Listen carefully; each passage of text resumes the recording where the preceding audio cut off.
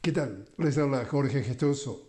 En el programa de hoy, México, Estados Unidos y los aranceles, con otro notable invitado, Óscar Rojas, economista directamente desde Ciudad de México. Óscar Rojas, una cálida bienvenida al programa. ¿Qué tal? Un gusto estar aquí, a tus órdenes. Óscar, a ver, el tema es relativamente complicado. ¿Cómo puedes resumir desde que asumió el poder Donald Trump lo que ha pasado entre lo que tiene que ver su versión, su visión con la relación comercial con México y todo lo que va y viene? Bueno, definitivamente ha sido un cambio de época, me parece que estamos en un cambio de ciclos y estamos viendo que Estados Unidos propio viene de una crisis de desindustrialización y ahora está tomando medidas para reorganizarse con respecto no solo a México, sino al mundo, por supuesto, pero claro que hay una anotación importante porque el antecedente es que México pues tiene este tratado de libre comercio, su comercio intraindustrial, es decir, lo que ocurre en los bienes intermedios, todo el gran acople que se tiene, pues obviamente que generó una problemática mayor. De qué significaba esto, máxime cuando nos encontramos a 2026 como el horizonte en el cual se va a revisar el propio Tratado de Libre Comercio, que ahora se le conoce como TEMEC, y que esto transversal, junto con el tema de la seguridad en el sentido del fentanilo, pues ha generado toda una renovación del tipo de diálogo, del tipo de coordinación. Se ha generado este principio, subordinación no, coordinación, por supuesto, pero pues ha llevado a cuestionar incluso el modelo económico en su raíz. Es decir, durante el neoliberalismo fue el sector externo el que tuvo la fuerza y ahora viene la recuperación con el Plan México del mercado interno, es decir, la necesidad de reindustrialización para evitar precisamente ser dependientes de estas decisiones externas a nuestro país. También lo que llama la atención es, acá estamos hablando, primero, son socios, es decir, es como si tú le impusieras aranceles a tu señora. Es el principal socio comercial de Estados Unidos, junto con Canadá, primero, segundo, y le pone aranceles. La actitud, ¿cómo la lees tú? Sí, bueno, es una locura, por supuesto, por eso se habló del concepto de darse un balazo en el pie, ¿no? Es decir, oye, además, Trump viene saliendo de un proceso político en el cual la disminución de la calidad del salario de los estadounidenses ya está en crisis y que pues unos aranceles precisamente generan inflación, generan una afectación directa también a esos salarios y pues iba a hacer avanzar en ese mismo problema. Es decir, esto traería consecuencias también de carácter político dentro de los Estados Unidos. Entonces es una locura, por supuesto, porque esto nos lleva a también lo que se conoce como la diplomacia marca Donald Trump, pues en el sentido de que puede cambiar todo a un minuto, ¿no? Entonces, la presidenta Claudia Sheinbaum, por lo tanto, ha visto esta necesidad de no irse con la estridencia de las declaraciones e ir esperando los actos definidos, tener calma, ¿no? Acá se dice Calimán, que le dice a Solín, tranquilo, calma, ¿no? Para poder ir tomando las decisiones, porque creo que esto es lo importante. Ante la estridencia de corto plazo de Donald Trump, la mejor respuesta es la serenidad del mediano y el largo plazo, de pues ir a fondo a reformular, pues si vamos a reformular, hagámoslo también con aquello que ha afectado de este tratado al país como México, es decir, que también lo llevó a una desindustrialización y por lo tanto también ahora este momento de recuperar con soberanía. Entonces se vuelve pues esta estridencia, se vuelve un diálogo económico, pero también sobre todo creo que es importante un diálogo político en el sentido de pues superar la doctrina Monroe, ¿no? Ya lo había hecho el presidente Trump en su primer mandato. ¿Te acuerdas cuando incluso está por anunciar que va a presentarse como candidato allá mismo bajando la escalera del Trump Tower en Nueva York? Agarró de chivo expiatorio a los migrantes y no tuvo ningún tipo de empacho en darle fuerte a los mexicanos, tratándolos de todo lo que se le podía ocurrir. Bueno, como aparentemente le gustó, lo repitió en esta campaña en la que termina él en la presidencia. Ahora, todo este preámbulo para preguntarte, viene a hablar de los migrantes y del fentanilo, etcétera, etcétera, pero que tú sepas, a los estadounidenses le ponen una metralleta en la frente, en el pecho, para que consuman el fentanilo, para que consuman las drogas, para que sean el principal consumidor de cocaína del planeta, para que en definitiva crucen la frontera y los empleen y los traten de la esclavitud moderna y saquen ventaja de eso. Toda esa parte te quiero preguntar, toda esa parte del cuento no está, y eso es parte de la realidad. Este fenómeno de la migración, este fenómeno del fentanilo no surge por generación espontánea, ¿o sí? No, definitivamente tienes toda la razón. Creo que aquí hay que enunciar algo muy claro y creo que, por ejemplo, China lo ha puesto con contundencia, ¿no? Es decir, no busques la responsabilidad fuera en otro país, sino es tu propia responsabilidad porque ha sido tu propio proceso social.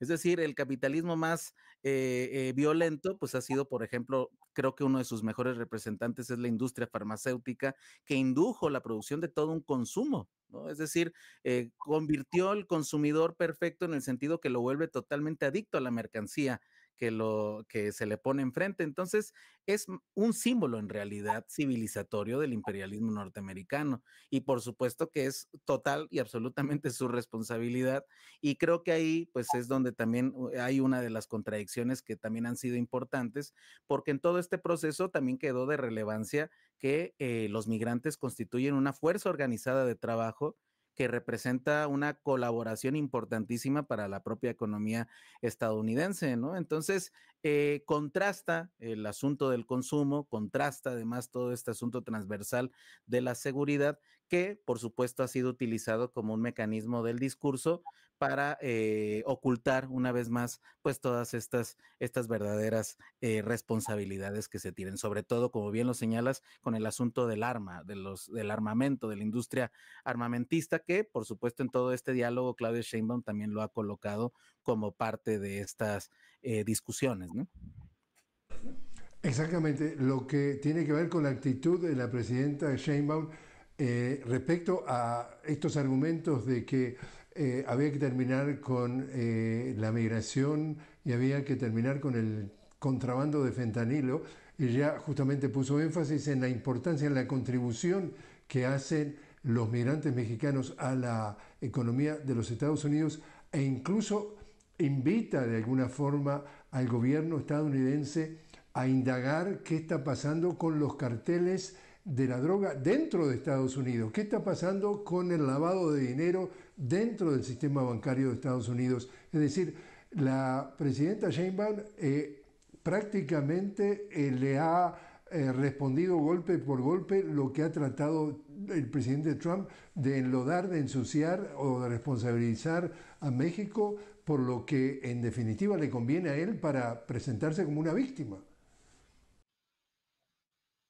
Exactamente, sí, lo que ahí observamos es precisamente que este principio de no subordinación, sí coordinación, pues habla de todo este proceso histórico también, de precisamente asumirse, ¿no? También como independientemente de la magnitud del Producto Interno Bruto de los países, que por supuesto el de Estados Unidos es superior, pero eso no significa que por lo tanto te tienes que subordinar, ¿no? Es decir, hay agendas y diálogo claro, y pues creo que esto ha sido un ejercicio en este sentido de otro tipo de relación de Estados Unidos con América Latina, en el sentido de que pues se tienen que reconocer exactamente la complejidad de estas problemáticas, ¿no? Que no simplemente se puede aceptar que un día se acuse con la mano en la cintura que un gobierno está totalmente controlado por el narcotráfico, fue una irresponsabilidad total de Donald Trump y se señaló, ¿no? Y todas las veces que ocurre esto, se insiste en aclarar, pues, ¿no? Entonces creo que sí, esto es de lo más importante, sobre todo también en el contexto de que a México mismo en este momento, pues claro que le conviene también el proceso de pacificación, es decir, le conviene también que haya una revisión de toda esa estructura, ¿no? Para que podamos expandir lo que se conoce como el Proyecto México, que es esta estructura de reindustrialización. Entonces, como se puede ver, aunque está mezclado con este asunto de seguridad, el rumbo que está siguiendo la doctora Claudia Sheinbaum va acorde al asunto de ir a la raíz, es decir, la reconstrucción de la base productiva del país, ¿no? Precisamente en horas recientes, la presidenta Sheinbaum decía que México tiene dentro de sus planes buscar nuevos mercados alternativos para romper este nivel de dependencia.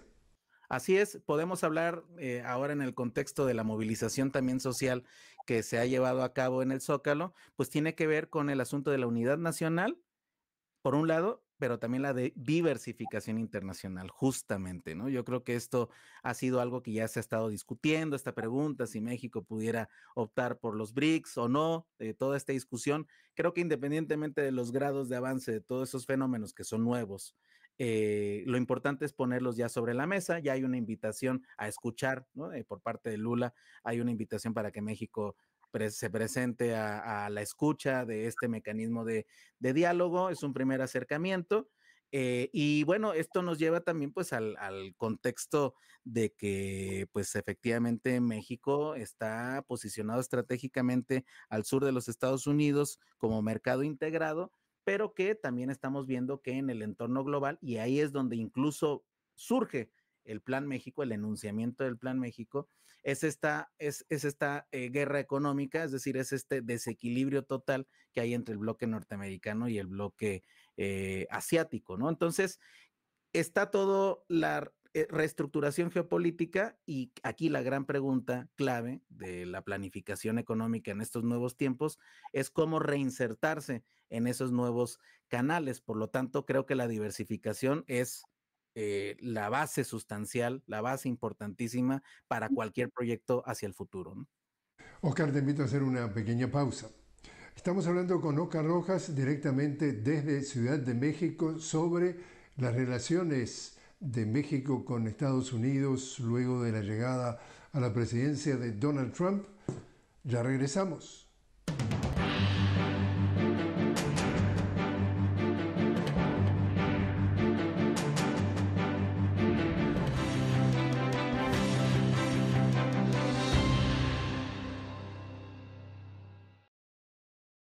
Continuamos hablando con Oscar Rojas, economista directamente desde Ciudad de México, sobre las relaciones de México con Estados Unidos tras la llegada al poder de Donald Trump. ¿Ya se está viviendo algún tipo de impacto de estas amenazas o de estos supuestos aranceles que entrarían en vigor pronto?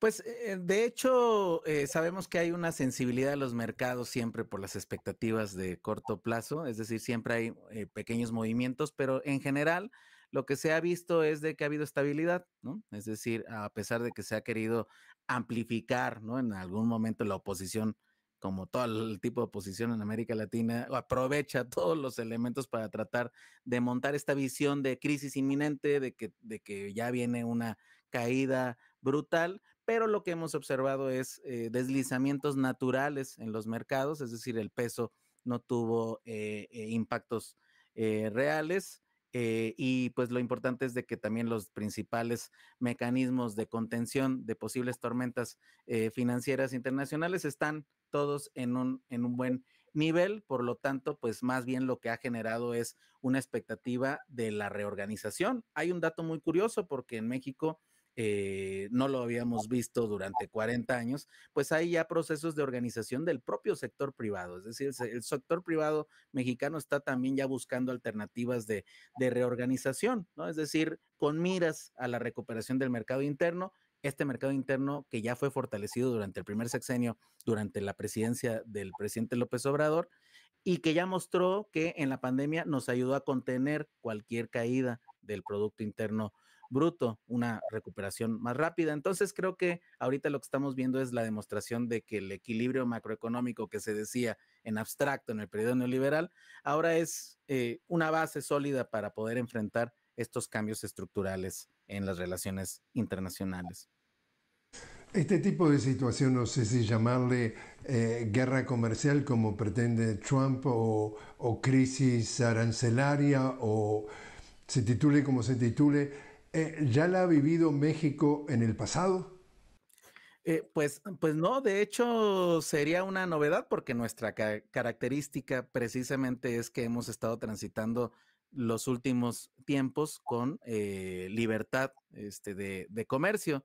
Es decir, no había, estaba este tema, no estaba puesto sobre la mesa en este sentido, pues llevamos desde 1994 con esta característica. Es lo que además es una de las cartas fuertes para la negociación que va a ser el 2 de abril, porque el criterio ha sido este asunto de los aranceles espejo de Estados Unidos, que si le ponen un arancel a él, entonces él regresa con otro, pero se da la circunstancia que con México la excepción es todo aquello que entre por el tratado firmado. Entonces es básicamente el 85-90% y ahora se está trabajando porque el 10% restante se pueda incluir dentro de este mecanismo, ¿no? Entonces, ahorita creo que sí ha sido una novedad otra vez recuperar esa guerra arancelaria que sí quedaba muy lejos en la historia económica pero yo creo que sí está tomando más que una guerra arancelaria en lo particular, pues sí se está dejando entrever, pues más bien que es una reestructuración acelerada de formas de organización económica regional, ¿no? Ya habíamos venido viendo esa perspectiva con el tema del nearshoring, de la relocalización de lo que iba a ser el recogimiento de las inversiones de Norteamérica, de China a la región, y ahora es ya un segundo momento. Sírvase señalar esto como un buen momento de pedagogía económica también para los pueblos, ¿no? De alguna forma, tú lo que estás sugiriendo que es casi es una oportunidad. Sí, por supuesto, por supuesto. Yo lo veo así porque, por ejemplo, en México, si observamos el periodo más o menos, ¿no? Como tendencia general de 1940 a 1980, el promedio de crecimiento del PIB andaba por el 6%.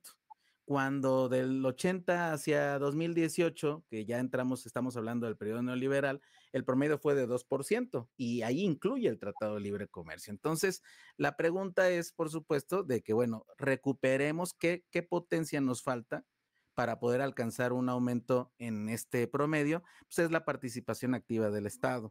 Y eso implica que en el momento en el cual viene la guerra arancelaria, es decir, que ya no es tan seguro esa normalidad de pasar libremente, pues entonces te lleva a buscar alternativas. Entonces, en este sentido es la oportunidad también porque pues ahorita el mundo está cambiando también, hay un proceso de recambio y yo lo que postulo es de que el ciclo hegemónico está llegando a su final, es decir, inicia Bretton Woods 1944, justo terminando la Segunda Guerra Mundial, se frena de lleno con la crisis del 2008 y ahora lo que vemos es el reconocimiento de Estados Unidos de que no puede imponer una unipolaridad. Entonces, este recambio es, por supuesto, visto desde la visión oriental de la filosofía, la crisis es, por supuesto, una gran oportunidad.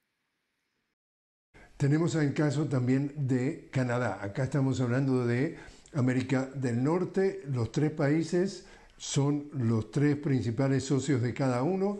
¿Y cómo ves tú primero la relación de México con Canadá y después la relación de Canadá con Estados Unidos y este tema arancelario? Claro, bueno, pues México-Canadá es una relación, pues también ahí muy extraña, muy complicada también, porque pues hay el sector minero ha sido también muy agresivo canadiense en México, ¿no?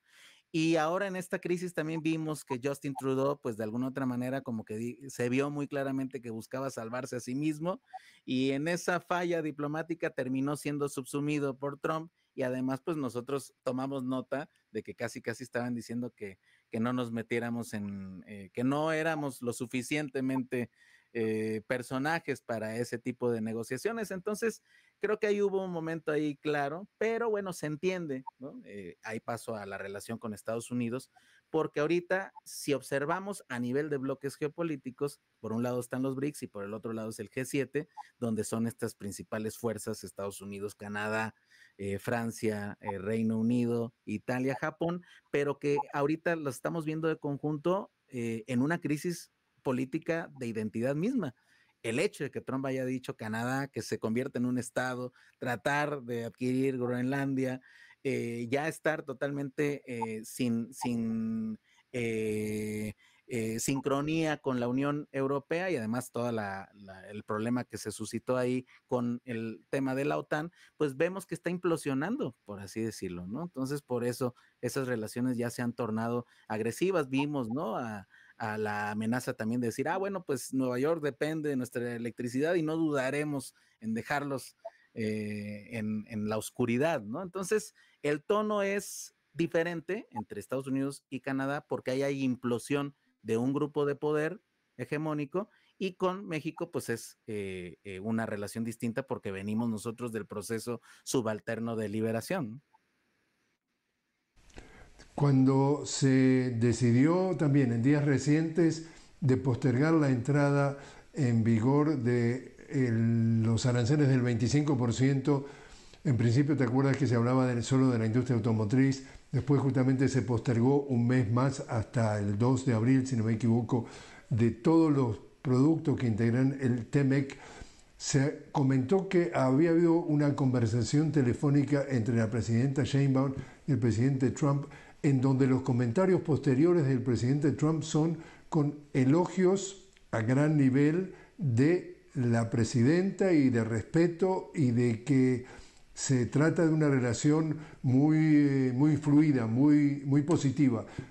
¿Se ha sabido de eso también en México? Sí, por supuesto, pues ha sido una de las características que a la oposición mexicana los tiene en la pesadilla total, porque precisamente ven que siempre Trump sale y pues lo hemos visto como lo que sucedió con Zelensky, por ejemplo, con Gran Bretaña, de que hay una humillación permanente, ¿no? El intento de una humillación del otro, y que en las llamadas, pues la respuesta siempre ha sido así, es decir, siempre ha sido de reconocimiento del tipo de acción diplomática que se está llevando a cabo en México, y yo creo que tiene que ver en última instancia, pues porque sí se están haciendo los procesos, pues, ¿no? O sea, sí se está contribuyendo, ¿no?